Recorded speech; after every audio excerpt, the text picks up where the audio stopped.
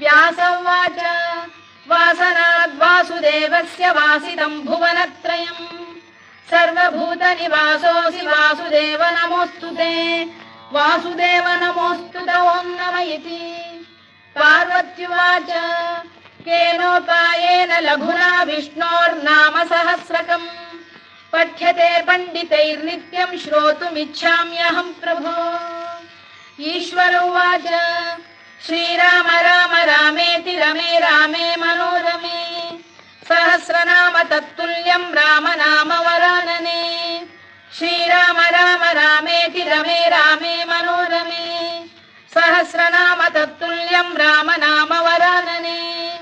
श्रीराम राम रामेति रमे रामे मनोरमे सहस्रनाम तत्तुल्यम् राम नाम वरानने। राम नाम वरानन ॐ नम इति।